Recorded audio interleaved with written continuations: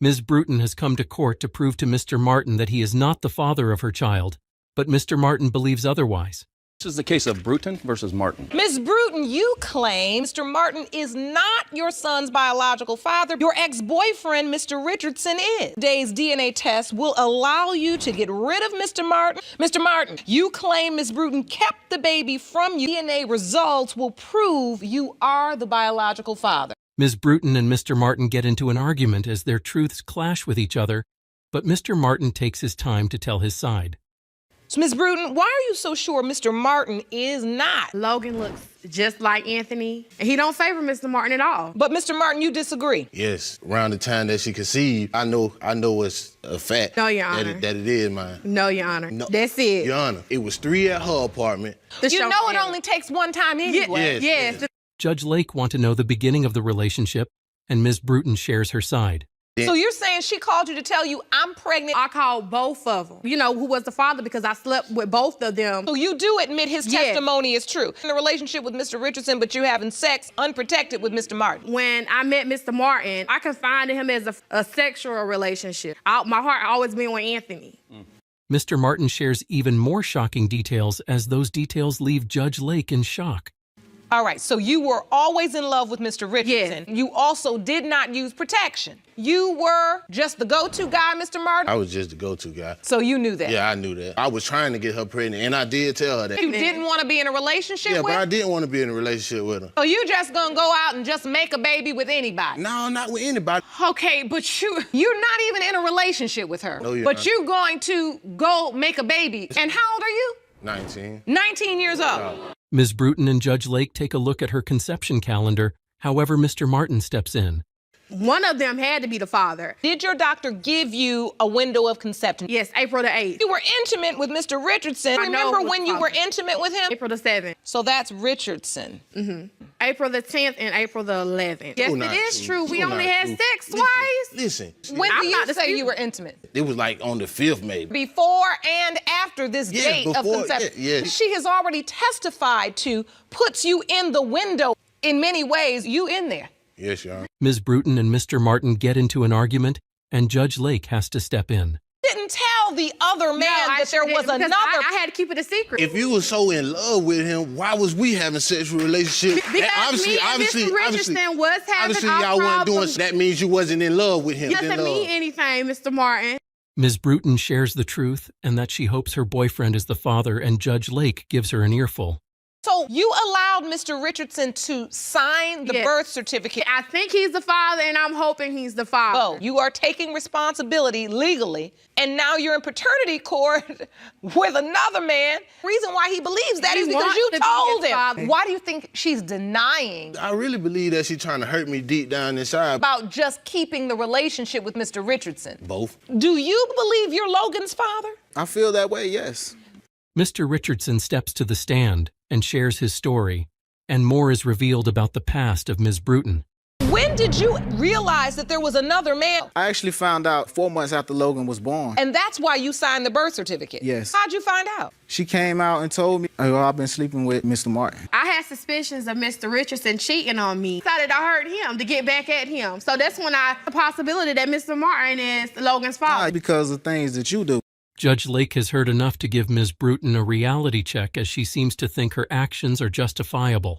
But Mr. Martin Okay. is standing here saying that Logan looks like him. He got my That lip. bottom lip. That He got bottom my look at that lip. bottom- How you want to stand in court today and just say, I am positive. You don't want to be with Mr. Martin. You've always wanted to be with Mr. Richardson, and you purposefully cut him out. And this little smile, I'm hoping it's out of nervousness, because ultimately, this is really your fault. After everything, Judge Lake moves on to the DNA results. All right, these results were prepared by DNA Diagnostics, and they read as follows. In the case of Bruton versus Martin, as to whether Mr. Richardson is the biological father, it has been determined, Mr. Richardson, you are not the father. What? I told you. You are the told father. You. I told you. I That know is they not ain't mine. I possible. know they ain't. No, that is not possible. I I realize you thought you were playing a game of chess, but the DNA does not lie, sweetheart. I'm very sorry because I knew you did not see that coming. You played the game so hard you played yourself, baby. But you played your child, too. I'm gonna meet you all in my chambers. Court is adjourned. Establish Mr. Brackens as the father of her child, facing significant distress. You have petitioned the court for a DNA test to prove that the defendant is the father of your 2-year-old daughter, Raylan. Mr. Brackens, you say the plaintiff admitted to sleeping with another man, and your doubt is overwhelming. Mr. Brackens harbors deep doubts, fearing that today's results may shatter him if they contradict his beliefs. I look at this little girl every day, Your Honor, and I've been there for her since day one. I broke my back, Your Honor. I built a foundation, and this means the world to me.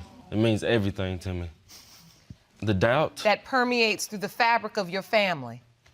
Yes, Your Honor. It's destroying us right now. I can see it in both of your eyes. For 2 years, you've been plagued by paternity doubt. Yes, Your Honor. Yes, Your Honor.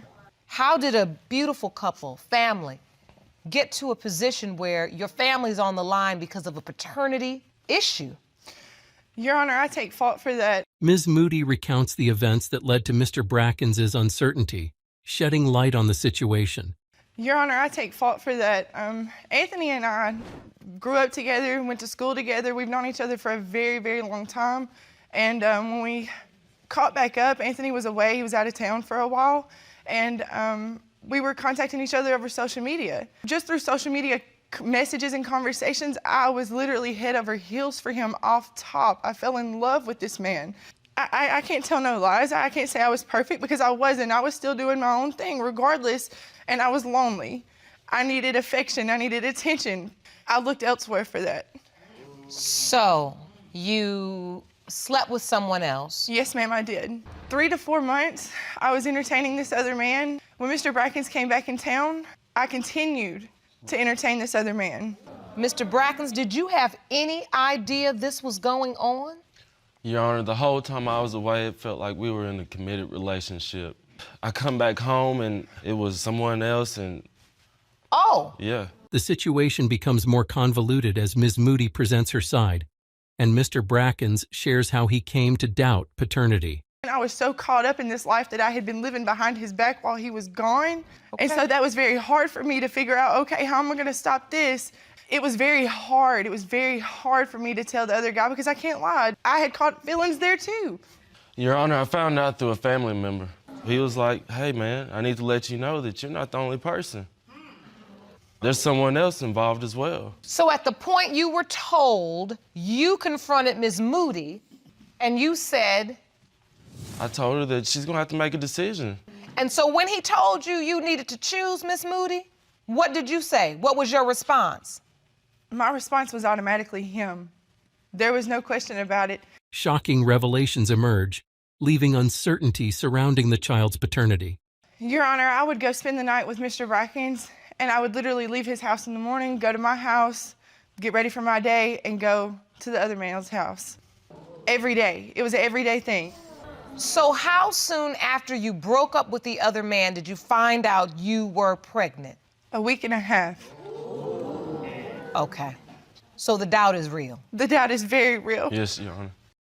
I praise this man for being there from day one because he's knew ever since then, the day that he gave me the ultimatum to be with him or to be with this other man. And I chose him. He didn't hold it against me. He respected that enough that I was okay.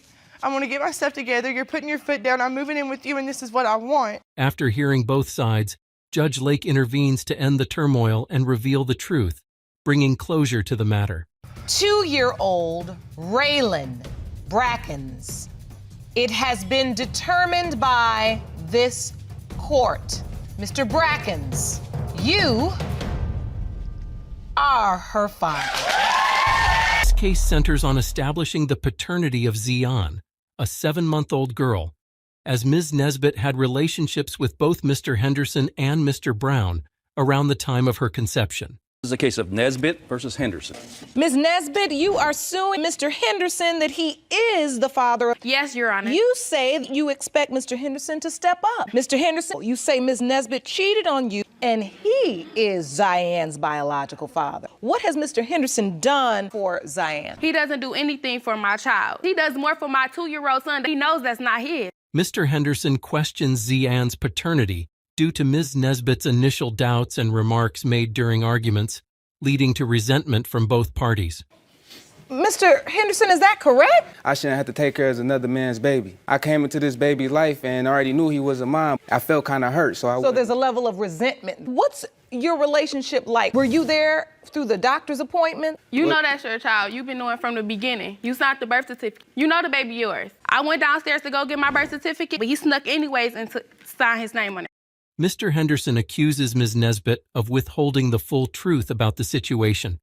So, Mr. Henderson, you did sign the birth certificate? Yes, Your Honor. You remember that conversation? Yes, Your Honor, he even lied to his father and told him that he got a DNA at the hospital when he didn't. Well, honestly, Your Honor, because I didn't want him all in my business. He signed the birth certificate. He told me that he signed the birth certificate so he can get custody of the baby. When you sign a birth certificate, you understand that, right? Yes, Your Honor. You said, I'm the father. Yes, Your Honor. So why are you not taking care of the child? Because she talking about the baby's not mine, Your Honor. Now, I want to understand that. Because what it sounds like to me is really trying to convince yourself. And signing the birth certificate was a way to stay in with this family. I'm going to make a family. I'm going to sign the birth certificate. As Ms. Nesbitt reveals more details in court, it becomes clear that she had previously lied about several facts, which Mr. Henderson is hearing for the first time. Mr. Brown is The neighbor. your neighbor. Well, me and Mr. Henderson, we got into an argument. He came to my door, he comforted me a massage, and let off, and it let off more than just the massage. 2 weeks later, I ended up pregnant. Do you remember this? Yes, Your Honor. Did she also say I had slept with Mr. Brown? Yes, Your Honor. And then not too long ago, she told me the condom broke, Your Honor. Mr. Henderson and Mr. Brown each testify about their encounters with Ms. Nesbitt.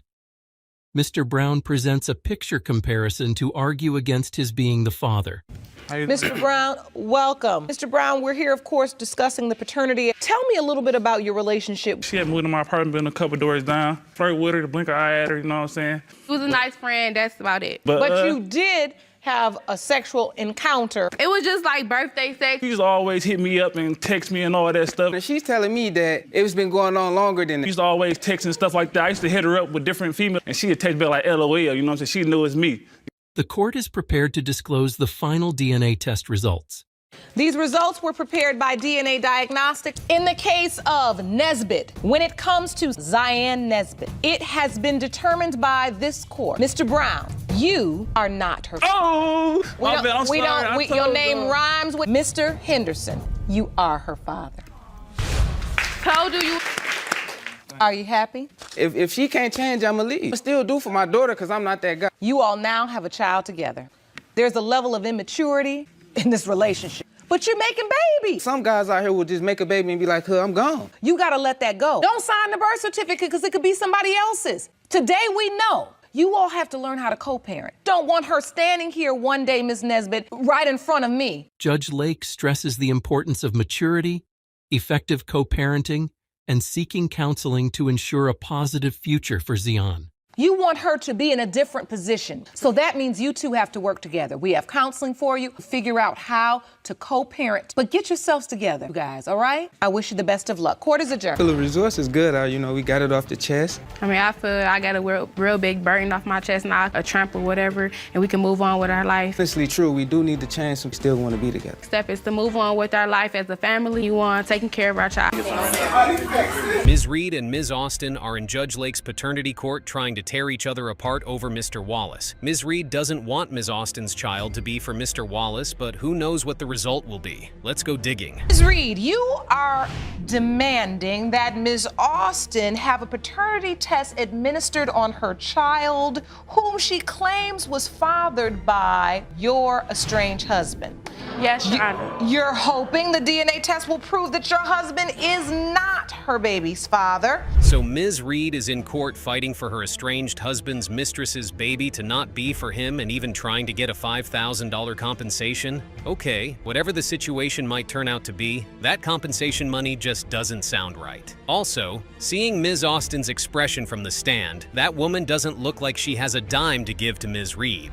How did you find out about Ms. Austin? Okay, Your Honor, I found out about Mrs. Austin. One day I came in from the hospital from having my second child, and Ranielle's phone rang, and I just so happened to answer the phone. And Mrs. Austin, she said, I'm Ranielle's girlfriend. I said, Ranielle's girlfriend. Did you know that Ranielle was engaged to me? Ms. Reed forgave him again, knowing it was wrong, but she wants Ms. Austin to be the one to pay for alienation of feelings? That has to be a joke. Ms. Reed knew the call was 2-3 hours long, and knew it doesn't take that long to break up with someone, but she wants us to believe Ms. Austin wronged her? Okay. Got back in a relationship with You her. took him back again. Yes. You then married him. Yes. Okay, now, Ms. Austin, how did you get involved with a married man? We hear it may have started before the marriage and continued.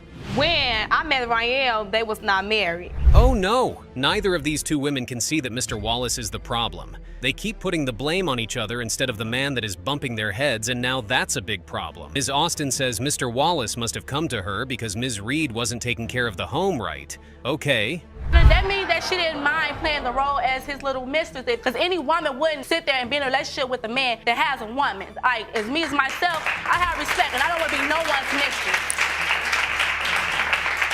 So, Ms. Austin, what's your response to that? Well, he led me on. When they was married, Ranielle was calling, he was texting me. So, Mr. Wallace is a bummer who collects money from both of these women to take care of them? That man seems to know his game too well. Jumping from one ship to the other and still making them feel like they are the problem is one hell of a pretty good job for him. How was he the father of her child when there was another man involved? My ex-boyfriend, the ones who she go with down. I don't know if they go together. Oh, but wait now. Say that again? Yes, the man that's the other person who they say that is my daughter Muriel's father is her man, then my ex, who that she is dating now. Whatever reason Miss Reed did, that still doesn't make it. It just makes the whole drama get worse and even messier. Going after Miss Austin's ex for revenge won't remove a strand of hair from Mr. Wallace's body, ma'am. It looks like Mr. Wallace has been playing both sides and really enjoying the game. You married to Ms. Reed. Yes. But you were sleeping with Ms. Austin. Yes. You had a baby with Ms. Reed. 3, Your Honor. 3. Correct. You might have a baby with Ms. Austin. This is starting to look like a circus show filled with clowns. Mr. Wallace doesn't feel any remorse. Ms. Reed doesn't cook or clean, and her husband got bored of their marriage. Ms. Austin's money is being used to keep the unnecessary marriage going. What in God's name is happening here? Yes, because I feel like ever since Ranielle had other kids on my kids get the short end of the stick. They rarely see their dad. Like, when I take them to see him, I have to like leave them with him in order for them to spend time with their father. So I feel like before her child even got in the picture, Ranielle was there for my kids for whatever. Like, it's fine to get emotional, but your husband went looking for her Ms. Reed. Even Ms. Reed agreed Mr. Wallace was straight up lying to Ms. Austin. This case is as messy as the muddiest water in a pond. These 3 individuals need like a reset button or something. Thank you so much. Now, what brings you to court today? What would you like to add? I also have a 5-month-old child by Mr. Wallace that he claims he's not the father of. You also have a 5-month-old child that you say was fathered by Mr. Wallace, but he's denying that child as well. Yes. Hold on one second, just one second. We're gonna get down to the bottom of this, but first I need to deal with the people in front of me. Oh, there's another woman with a baby possibly by Mr. Wallace? Sorry to break to you, Ms. Reed, that's not your husband. He's for everybody. And just like Judge Lake mentioned, Ms. Austin didn't destroy that marriage, your husband did. Let's hear those 4 or 5 words. Mr. Wallace, you are her father. Told you, dummy. She looks just like you, dummy. Everything, dummy. you sitting there saying that, but you wishing on strings. Sorry. No, not really. Yes. No, yes, you are hoping on strings. No, yes, because no, you slept I Ranielle. Ms. Because this starts off intense and only gets wilder. We're barely a minute in, and already both sides look like they're about to throw down, and it's only getting started. Miss Cameron, you tragically lost the love of your life 3 years ago and find yourself standing before me fighting to prove that he is your child's biological father. Furthermore, you claim you desperately need to determine paternity so that you can file for the death benefits to support your family. Talk about family drama. Ms. Melvin goes into how her whole family is totally freaked out and upset by what Ms. Cameron's doing. With emotions running high, it looks like this family feud is only going to heat up from here. I'm speaking for myself as well as my family.